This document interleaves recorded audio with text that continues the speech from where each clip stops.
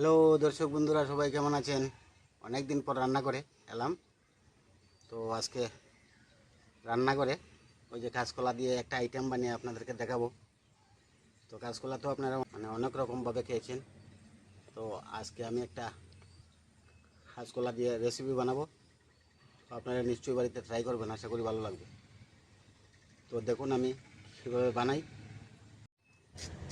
তো এখানে আমি 5টা কলা এনেছিলাম, কিন্তু 5টা নেব না, 3টাই নেব। 3টাই হয়ে যাবে, 3টা দিয়েই অনেকগুলি স্লাইস হবে। তো আমি কলাগুলিকে আগেই ধুয়ে নেব। স্লাইস করার পরে আর ধোবো না। স্লাইস করার পরে ধুলে জল থেকে যাবে, তো স্লাইস করে আর ধোয়া যাবে না।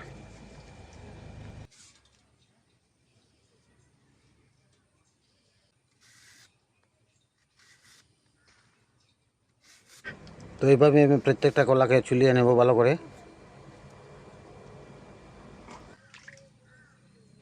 তো বন্ধুরা, আপনারা দেখে নিন আমি কিভাবে এই কলাগুলিকে পাতলা পাতলা করে স্লাইস করছি। আপনারা যখন বানাবেন এইভাবেই পাতলা পাতলা করে স্লাইস করে নেবেন। তো আমার ভালো মতন স্লাইস করা হয়ে গেছে।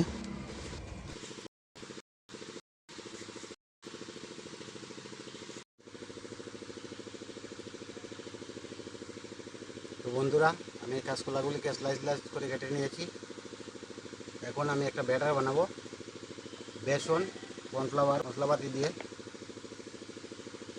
বেসন দিয়েছি 3 চামচ, 1 চামচ কর্নফ্লাওয়ার দিয়ে দিচ্ছি, অল্পখানি জিরার গুঁড়া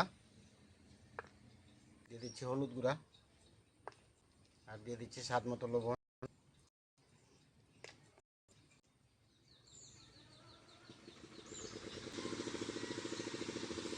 এখন আমি ভালো করে ব্যাটারটা বানিয়ে নেব।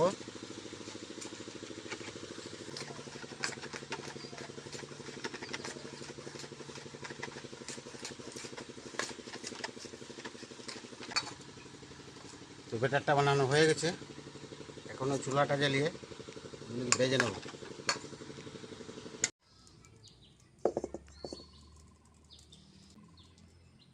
তো বন্ধুরা, দিয়ে দিচ্ছি সাদা তেল।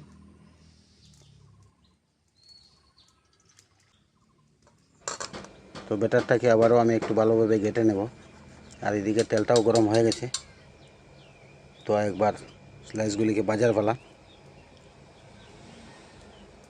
তো আমি ব্যাটারের মধ্যে চুবিয়ে চুবিয়ে স্লাইসগুলিকে ভালো মতন ভেজে নেব। তো বন্ধুরা, স্লাইসগুলি ভাজার সময় একটা জিনিস মাথায় রাখতে হবে, যাতে আগুনটা বেশি না হয়। আগুনটা বেশি হলে পুড়ে যাওয়ার ভয় থাকে, আর পুড়ে গেলে দেখতেও ভালো লাগবে না, খেতেও ভালো লাগবে না। তো স্লাইসগুলিকে আমি এইভাবে লাল লাল করে ভেজে নেব।